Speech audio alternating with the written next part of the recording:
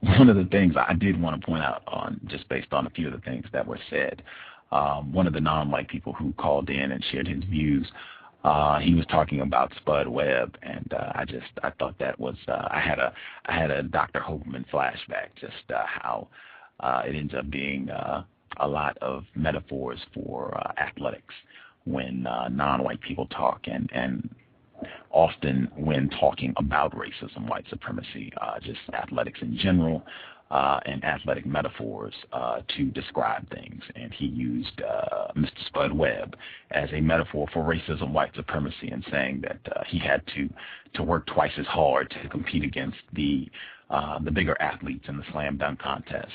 Not only did I think of Dr. John Hoberman, I just thought, that he basically spelled out the whole John Henry argument, which, again, Dr. Nancy Krieger shared that on the program, John Henryism. I pulled it up on the computer. I want to make sure I give credit where credit is due.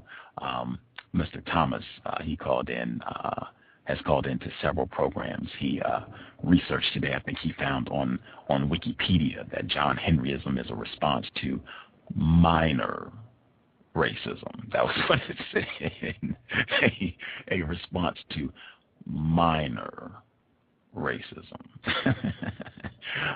But yeah, this is at dukehealth.org. John Henryism, key to understanding coping health. John Henry, the figure from American folklore who worked himself to death to beat a steam engine, is a key to understanding the medical reality of African Americans in the 21st century. According to researchers from Duke University Medical Center and their colleagues, African Americans continue to have poorer health than other groups, even though their economic situation has improved significantly, said the researchers. John Henryism is a coping style that has a clear genetic basis in African Americans and reflects clear personality traits, they reported. The effects of John Henryism are apparent in clinical and non-clinical settings, can influence emotional reactions, and may impact how African Americans function in their everyday lives, the researchers said.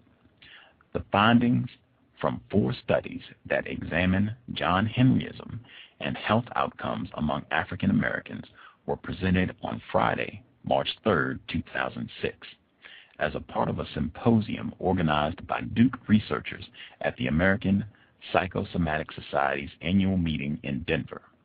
The studies were funded by the National Institute on Aging.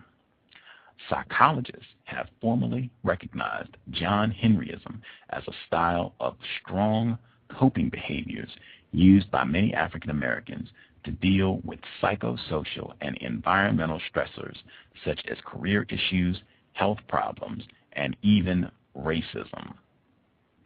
The classical traits of John Henryism are seen among those African Americans who are extremely preoccupied with success, particularly in new environments with which they have little experience.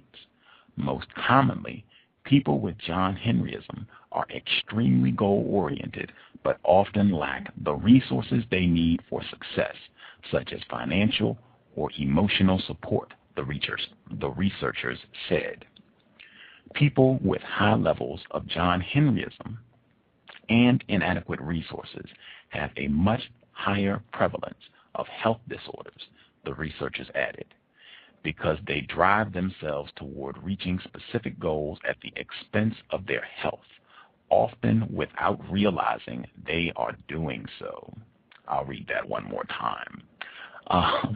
People with high levels of John Henryism and inadequate resources have a much higher prevalence of health disorders, the researchers added, because they drive themselves toward reaching specific goals at the expense of their health, often without realizing they are doing so.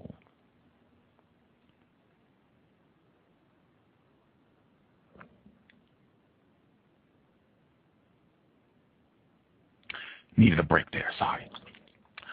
For example, when coping with a medical crisis like sickle cell anemia, African Americans may display a strong drive toward a successful health outcome, but lack the support they need in their job in order to take time off from work, leading them to work during a severe pain episode, even though they know their work will suffer or their pain will last longer.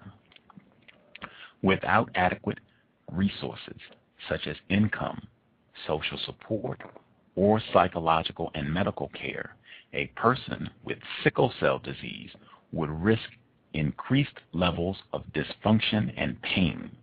They also have increased tendencies toward worrying, an increased sensitivity to the comments and reactions of others, increased anxiety and depression, and difficulty trusting other people. John Henryism provides one of the more significant and promising models of explaining coping behavior and health outcomes in African Americans for the 21st century, said Christopher L. Edwards, Ph.D., a psychiatrist at Duke and lead researcher for one of the studies presented at APS. He is also the medical director of the Biofeedback Laboratory and director of the Chronic Pain Management Program at Duke. He further indicated that we believe that by better understanding how John Henryism can give rise to health-endangering behaviors by African Americans, we can find new approaches to reducing the health disparities that have led to poorer health among African Americans.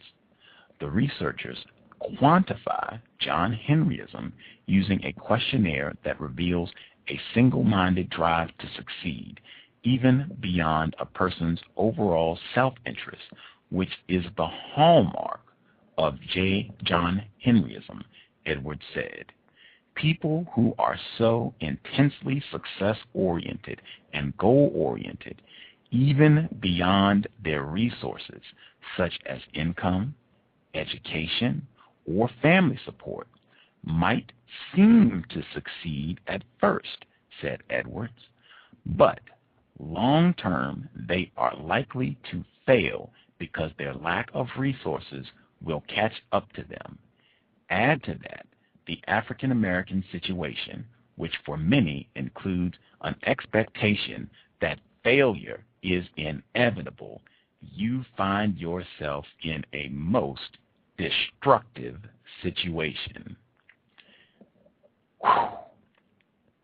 They end up compromising their health with higher rates of cardiovascular disease and death as compared to any other population in the world.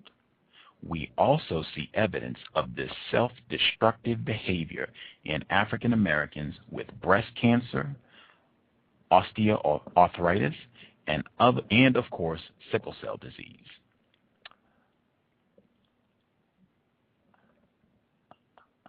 This is, I had not intended to read this much of the article. I was just going to read a little bit and stop, but it was so interesting. I hadn't even read the full article. I just read a little bit. Actually, this was just the first tab that I pulled up on John Henryism before the show, but it was so interesting. I just kept reading. If you didn't find it constructive, no big deal. But I thought that was incredibly interesting. I do want to point out, it said that the African American situation includes an expectation that failure is inevitable. Ladies and gentlemen, existing in an environment where myself and everyone, my family, and everyone around me who is so-called black, African American, has been conditioned to expect failure. That, ladies and gentlemen, is the system of racism, white supremacy. The system is designed to produce failures amongst non-white people. It's designed to do that. You're watching a gigantic catastrophe and failure in the area of the world known as Haiti right now. The system is designed to produce that. That's why I work against racism, white supremacy, because as the caller was saying, you just work twice as hard. That is not a healthy mind state. I shouldn't have to work twice as hard because I'm non-white. I had no control over that. That is totally incorrect and unjust to be in a situation where I should expect failure, not on my own work, not based on the merits or lack of merit of my work, but just because I have been classified as non-white. That is horrible, and we should all be totally disgraced about the fact that that's the world that we live in, and doing everything that we can to replace that system with a system of justice as soon as possible.